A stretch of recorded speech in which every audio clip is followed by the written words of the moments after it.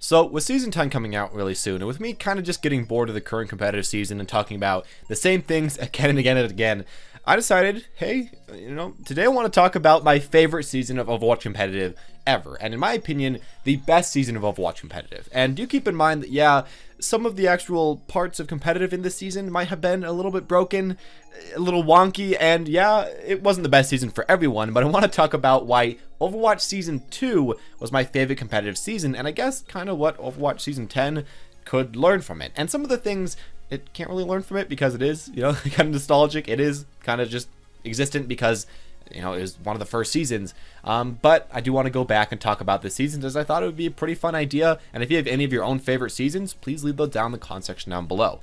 With that all said though, guys, let's get started right here.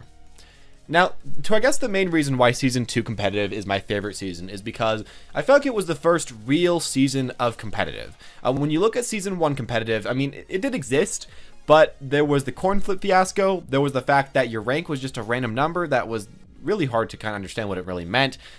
There was a lot of stuff that wasn't the best, and of course there was no hero limit, so you could play 6 Bastions every single game. Overall, yeah, I mean, it was kind of fun, and it was a really funny time, but I think Season 2 fixed a lot of those problems. All those previous problems, just kind of sent those out, and what we got instead was a really fun meta, and in my opinion, the funnest meta that we've had.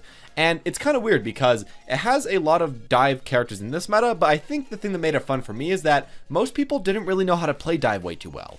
They could kind of play it, and they could kind of play around it, but people also played a lot around shield tanks, so really there was a lot of options in Season 2. And while, we did have some stuff like Reaper at the end of Season 2 showing up and a few other things, at least for the beginning and for the majority of the time, I think there was a, half-decent meta. Maybe not the best, but a half-decent one.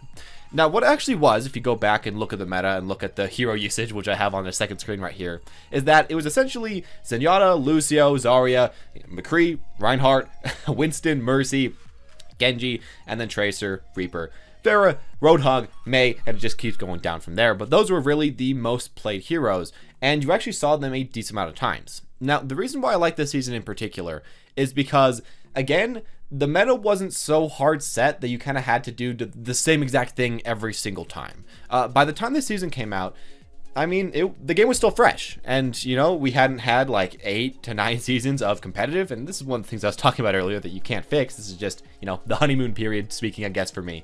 But it was really fresh, and people were playing just about everything and doing pretty well.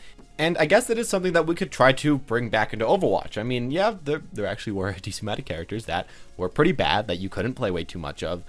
But I think really focusing on getting good, fun balancing as your #1 thing, which seems like what they were trying to do back in the day, really did kind of work out. And at least for me, I had a lot of fun with it.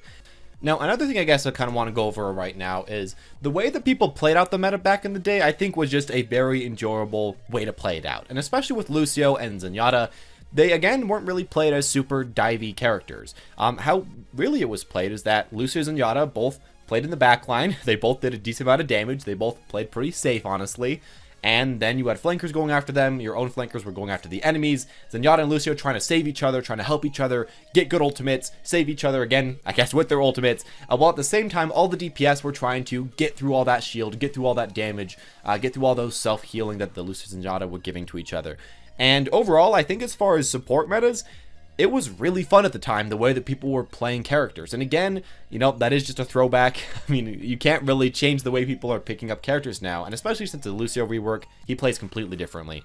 He used to be more of just an AFK bot that you could say wasn't maybe the funnest. But I think the way that he actually fit into the game was kind of fun to play against. And that's at least something that I remember quite happily about the way that the supports worked, and also the way that every single game you had supports with counter DPS ultimates, while at the same time your own supports had counter DPS ultimates. So you kind of had to play with and against counter DPS ultimates, and I think it made the game a very ultimate dependent, but at the same time ultimates didn't completely rule over the game because you always had something to stop them. I guess it still can apply today, but since we don't really see Lucio's in way too much except for with dive, I don't think it applies quite as much.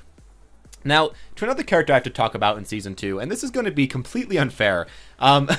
We had Zarya as the 3rd most picked hero in this game during Season 2, And Zarya was my favorite character in Overwatch for quite a while. I went from kind of Ryan, kind of Mercy, those characters in Season 1, to Zarya, to, you know, Season 1 to 4 about, and then Reaper, Season 5 to 6, and then kind of Diva, 7 to 8, and then I've been kind of switching up for 9 and 10.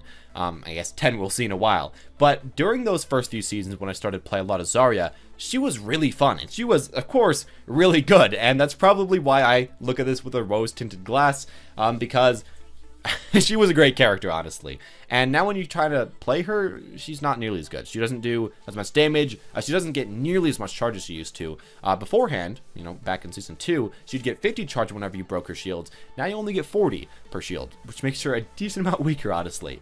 Back in the day, I think she also charged ult a bit faster because the ways that ultimates worked a little bit differently, I think. And overall, I just had a lot of fun with that character at that time. As well, of course, the thing that I thought was really fun about Zarya is that, yeah, the supports always had ultimates to counter your ult, so you really had to be smart about it, and you really had to play well, I think, to make her work. But if you did, obviously, she was one of the best characters in the game, and there was a ton of people playing her at the top level. Really fun to watch, really fun to play, and that's probably one of my favorite parts about Season 2. Now, I should mention right here that the season itself, I guess, didn't do way too much. They did make a lot of changes, which I think made a lot of people want to play the game with the CP and with really the ranks, having gold, silver, bronze, all those ranks. But I think, again, the meta is probably my favorite part going back and thinking about it. Now, continuing here, another character I wanted to mention about this, and I'm just going to keep talking about my favorite characters during this season, I guess, because I think it's pretty fun. Mccree was another character that was very good, and I'd like to remind you guys that there was a time when either Mccree was really good or Soldier was really good. And if you kind of look at Season 2, 3, 4, 5, 6, I think all those seasons, it kind of just flip-flops which one is really good. At the time, though, Mccree had just insane, ungodly range, and he could snipe people so far away. But what I kind of liked about this was the fact that A, there was a lot of shield tanks, which kind of made so that you had a bit of counterplay against Mccree, and B, if you were a Mccree, you had to be very good at him to hit those shots, and very good to do all that well. I guess there was also the benefit to him, and I'm not sure if this was Season 1 or Season 2, where his Fan the Hammer did a bajillion damage, but, I mean, still, there was that sniping aspect of his kit, and I think that really was a cool part about it, and that was one of the best DPS. Again, Soldier kind of did get the very short end of the stick, but in the next season, he's going to pop up bullets quite a bit, so it's not way too bad for him. Now, to the tanks, this is really where my favorite thing was. At this time, we had Winston and Reinhardt, and actually Reinhardt was a little bit higher than Winston.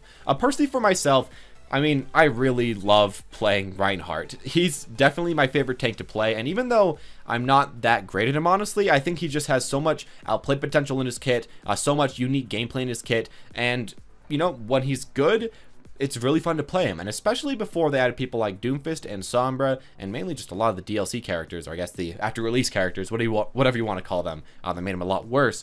Back in the day, he was good, and playing Ryan versus Ryan battles, I think, was probably one of the funnest things that I've ever had, and as well, playing Ryan versus Ryan battles with the fact that you have the Lucians and Yada that I thought was pretty fun, with the fact that you had Mccrees that were all over the place that really had to benefit with the shield, that had to play around it, that forced good teamwork in that way. I mean, there wasn't the best teamwork back in the day, but still, there was some. I think that that was an awesome part about this meta that I really enjoyed playing, and that's why I grinded so many hours in here. Now, as well, we also saw a lot of Monkey.